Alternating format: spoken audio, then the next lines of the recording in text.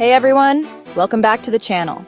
Today we're diving into one of the most controversial topics surrounding the Sussexes, Meghan Markle and Prince Harry's very different takes on parenting. This week was it she was talking about how having children was not how she envisioned it. Is that the idea that she's giving a little glimpse into Montecito? Yeah, I think the comment about the children where she was saying like she thought before she had Archie that she was gonna like have him on her hip while she was giving speeches as a royal, so she would be like, you know, going to a royal event and Archie would be with her, which obviously never happened. So that was what she was saying. She, you know, the life of parenting was not what she envisaged. But she only had to look at other royal mothers to know that it's not possible. It's a no-go, isn't it? Yeah, it's just not How possible. lovely it would be, but it's a no-go. You can't have the kid on your hip and be giving speeches in the royal world. You can't in any world, really. Harry has he has stronger opinions on privacy and security than perhaps Meghan does. I was told a couple of years ago that there was a bit of this, you know, debate between, as you pointed out there, between Harry and Meghan about how much they would want their children to be seen in the public. Whereas Meghan wants to, you know, live like a billionaire. She wants to have a celebrity lifestyle in California. Whereas Harry wants to be a little bit more private. I cannot get away from the feeling that maybe Harry and Meghan feel differently about whether or not to show the children, and that's what's behind this kind of, you know, compromised position where Meghan probably would rather just put pictures of their faces on Instagram and not worry too much about it. Where do we think we are 7 years down the line? This representation of their 7 years happy life and everything we see on Instagram, do we get the idea that the life is good out there for the Sussexes? Well, you go first. Okay, I'll go first. I think that life in Montecito is pretty good. It's a very beautiful place. You have a very beautiful life. It's not probably terribly real, but it suits them, and I think they are probably very happy. That Harry is devoted to the children, and you know, a lot of people say, well, you know, what does he do all the time? But if you've got a lot of legal cases running, as you know, Matt, because you work for a newspaper, so you know about legalities of things. It's not very peaceful, and it's incredibly time-consuming, and you know, and very upsetting. You could be on the phone to lawyers all morning. From a hands-off, progressive approach to strict structure and royal tradition, their parenting clash has reportedly caused more tension behind palace doors than you might think. And Harry still has a lot of legal cases running, so I think that is defining his life wrongly at the moment. But I think his marriage is very happy.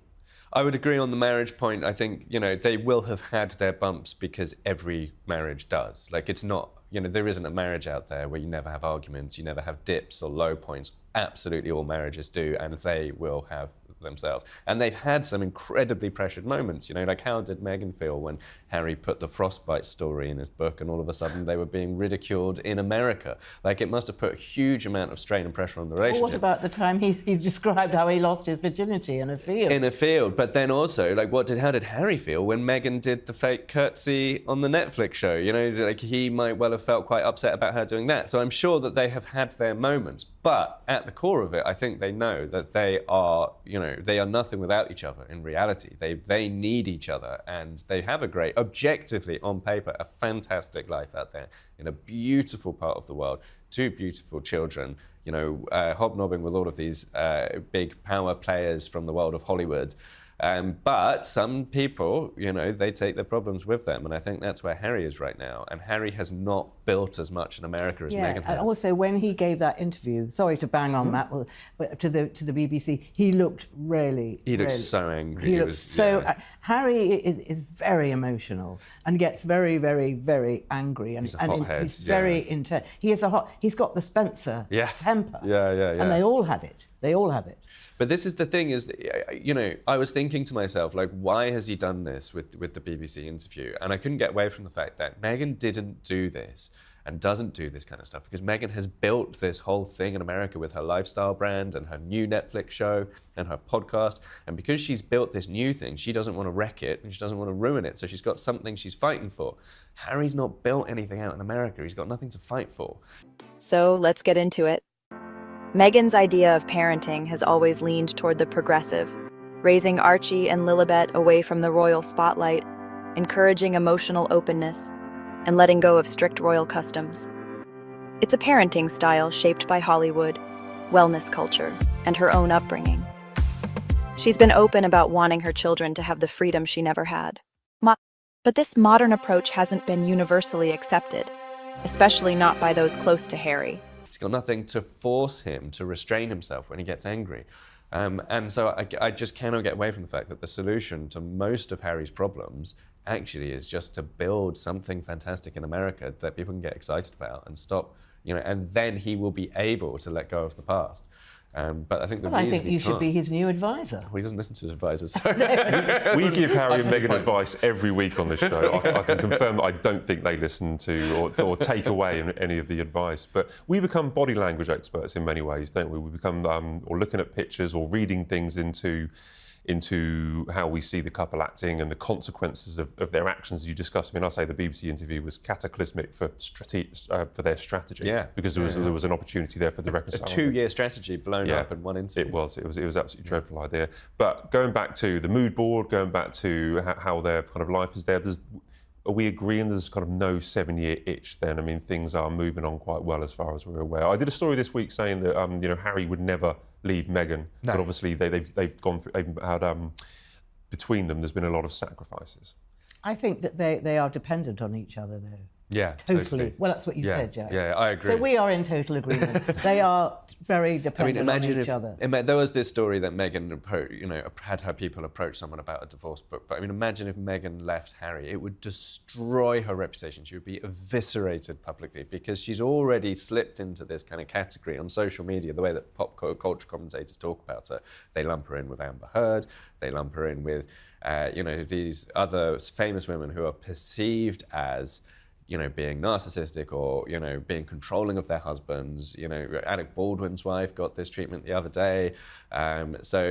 Blake Lively as well. So if she walked out on Harry, she would never reputationally survive it. But then Harry, without Meghan, what's his life in America going to be like? Well, he wouldn't leave the children, you see. And in America, the rules about children, they're always with the mother, nearly always. Yeah. So I mean, so it's not going to happen. So do you remember 5 years? Everyone, when they got married, a lot of members actually of the royal family even said it won't last 5 years, but it has. It has. Yeah. It's absolutely. lasted 7. Yeah. Through a lot of crises, through a lot of huge pressure.